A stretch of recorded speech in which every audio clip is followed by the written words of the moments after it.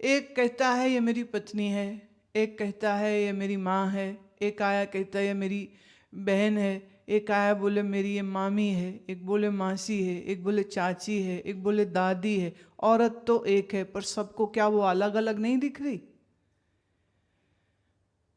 क्यों? उनके मन में उस औरत के लिए भावना अलग है।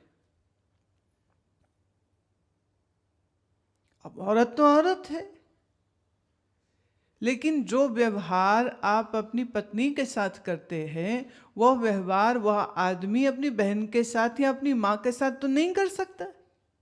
जो व्यवहार वो अपनी माँ के साथ करता है, वही व्यवहार वो अपनी पत्नी के साथ तो नहीं कर सकता। तो चेंज कहाँ आ रहा है? शरीर तो वही है, पर चेंज मन में आ गया।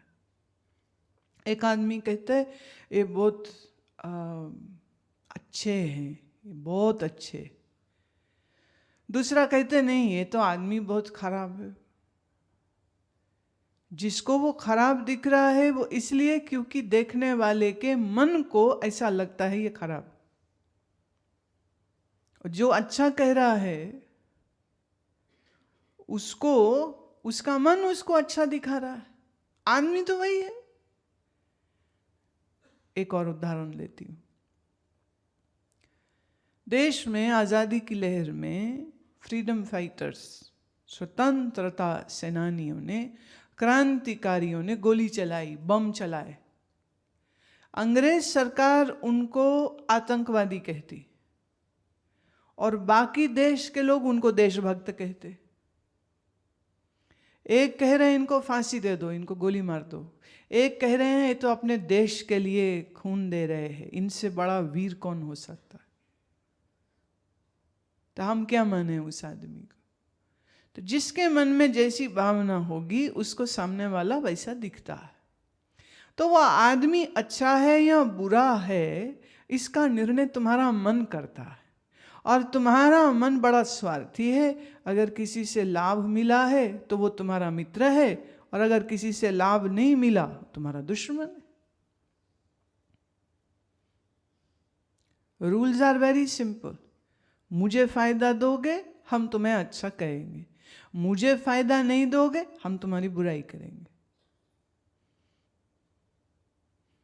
तो आंख जो देखती है वो सिर्फ इतना है कि बाहर क्या है उसकी इमेज मन तक पहुंचती है, और उसको परिभाषित डिफाइन तो हमारा मन करता है।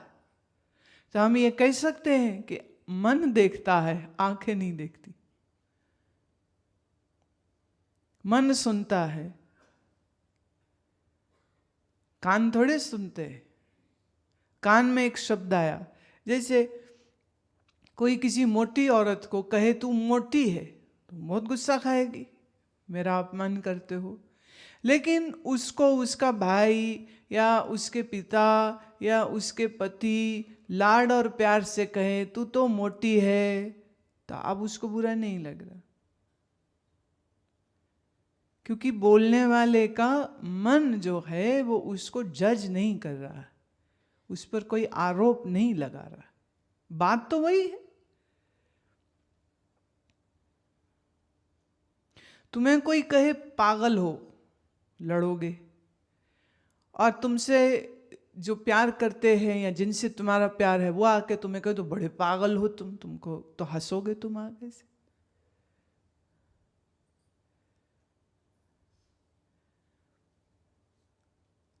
मन सुनता है, कान नहीं। मन देखता है, आंख नहीं। मन सूंघता है। एक खुशबू अच्छी है हमारे मन के मुताबिक। सिंगापुर, मलेशिया, इस रीजन में एक फल होता है। उस फल को जब हम लोगों ने सूंघा, जब उसकी मतलब इतनी बदबू लगे, बदबू फैली हुई है। आरुंगटान कुछ इस तरह का नाम है उसका। तो बदबू है इतनी, बोले बदबू, यहाँ के लोग इसे इतने शौक से खाते, वो बड़ा महंगा बिकता। अब क्यों? उनको जन्म से ये खाने को मिला है। तो जो मछली खाता है उसको मछली कि बदबू थोड़े लगती, खुशबू लगती। और जो नहीं खा रहा हो, ऐसे शाकाहारी आदमी के पास बैठ के कोई मांस खावे, मछली खाए, पकाए, तो उनको तो उल्टी हो जाएगी। तो जीभ स्वाद लेती है कि मन? मन लेता है स्वाद। अब इसमें थोड़ा मैं चेंज कर रही हूं। वो चेंज ये है कि स्वाद मन नहीं लेता है, मन के जरिए से भी स्वाद मैं ही लेता हूं। पर चूंकि मैं अपना शुद्ध स्वरूप भूल चुका हूं, मन के साथ मिलके मैं मन वाला मैं हो गया। मैंने दो मन मैं हो गए, एक जो शुद्ध है, एक जो मैं इस मन के साथ मिलके मन ही हो गया। कितनी जोर से तुम अपने आप को शरीर समझते हो, लेकिन फिर भी कहीं ना कहीं बीमार हो जाए, कोई बहुत बीमार हो जाए, तो वो ही बोलने लग जाता है अच्छा है शरीर चला ही जाए। मैंने वो भी ये नहीं कहता कि मैं मर जाऊं, वो कह रहा है शरीर चला जाए तो अच्छा है। तो कहीं ना कहीं ये फीलिंग आ जाती है कि शरीर हम नहीं है, लेकिन मन हम नहीं है ये तो समझ भी नहीं आती, और किसी को इसका एहसास नेचुरली भी नहीं होता। दुख सुख मन में होता है, शुभ अशुभ मन में होता है, इंद्रियों के द्वारा ज्ञान मन को होता है, लेकिन हम ये मानते हैं कि ये मुझे हो रहा। तो पहले मैंने आपको ये समझाया कि इंद्रियां नहीं देखती, मन देखता है, सब कुछ मन देख रहा है, मन समझता है। और मन के तल आपको समझाए चेतन, अवचेतन, अचेतन मन। और मन के साथ बुद्धि है, मन के साथ चित्त है, मन के साथ अहंकार। एक ने पूछा ये सब अलग अलग होते हैं? मैंने मन के कहीं पास में बुद्धि है और बुद्धि के पास कहीं अहंकार है और अहंकार के पास कहीं चित्त होता है, तो ये चार अलग अलग कंपोनेंट है क्या? नहीं, ये चार अलग अलग कंपोनेंट नहीं है, ये एक ही है। इसलिए इसको हम अंतःकरण बोलते, सिंगल वर्ड बोले तो। इस अंतःकरण में चार डिफरेंट फंक्शंस होते, एक ही है। जब संकल्प करे तो मन, जब याद करे तो चित्त, जब निश्चय पे आ जाए तो उसी को हम बुद्धि कहते।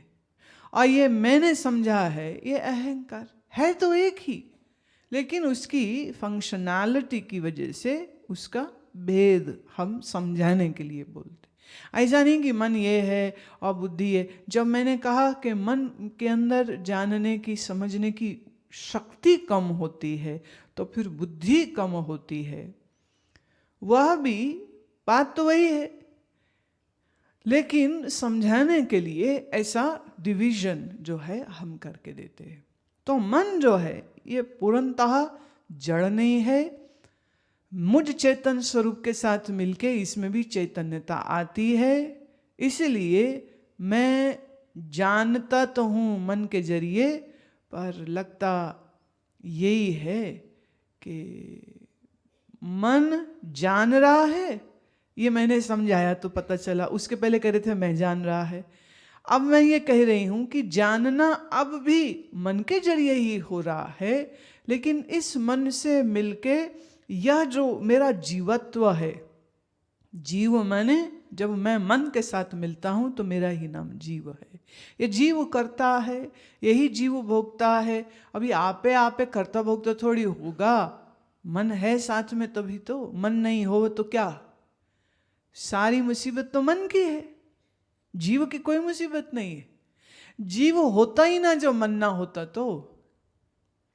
मन सोचिए जैसे शीशा, आप शीशे के सामने खड़े हुए, आपकी रिफ्लेक्शन शीशे में बन गई, तो जब तक शीशा है तब तक रिफ्लेक्शन रहेगी, और शीशा तोड़ देवे तो फिर रिफ्लेक्शन नहीं दिखेगी। ऐसे ही जब तक मन है तब तक मैं जो मन में रिफ्लेक्ट होता हूं, छलकता हूं, तो मेरा ही नाम जीव हो जाता है, जिसे हम कह सकते हैं इम्प्योर सेल्फ और फॉल्स सेल्फ और रिफ्लेक्टेड सेल्फ, कोई शब्द दे लीजिए। अगर शीशा गंदा हो और उसमें क्रैक पड़े हों तो उसमें शक्ल कैसी दिखेगी? वैसी। और शीशा साफ हो, क्रैक नहीं हो तो शक्ल कैसी दिखेगी? जैसी है ना।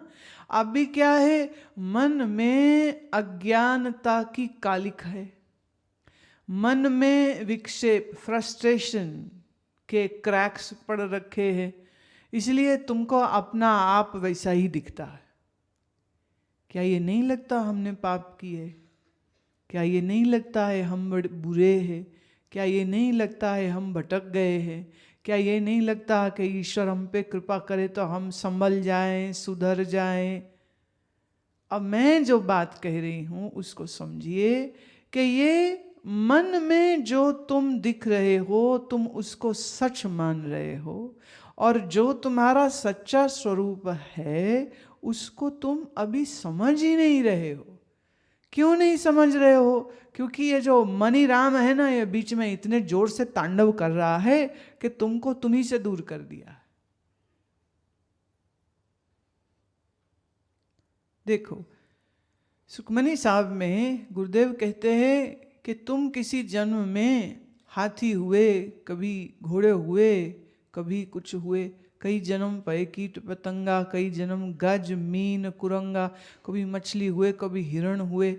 अब जब मछली के शरीर में गए तो मानता था मैं मछली हूं, और हाथी के शरीर में जो जन्म हुआ तो जीव मानता है मैं हाथी हूं। आज मानव का शरीर है तो तुम मानते हो मैं मानव हूं। है तो ये बेवकूफी।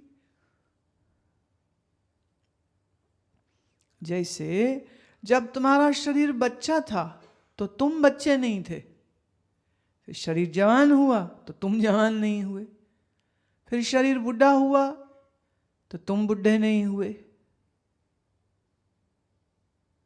अब बात बड़ी आसान है, पर मन के उलझावों की वजह से इतनी सी बात भी समझ ही नहीं लगती। फिर शरीर मानता अपने आप, फिर भेजता है, पत्र भेजते हो, पूछते हो मुझे डर लगता है, क्यों? मुझे मरने से डर लगता है। तुमको तो ना कोई मार सका है ना मार सकेगा, ऐसी ढीठ हड्डी हो, काल भी तुम्हें मार नहीं सकता।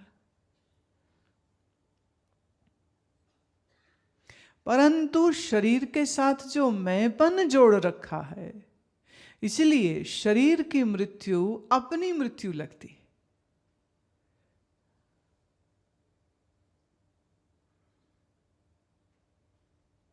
शरीर की मृत्यु अपनी मृत्यु लगती, और ज्ञानी को शरीर की मृत्यु शरीर की ही मृत्यु दिखती है। इसलिए योगी को, ज्ञानी को मरने से का कोई भय नहीं होता।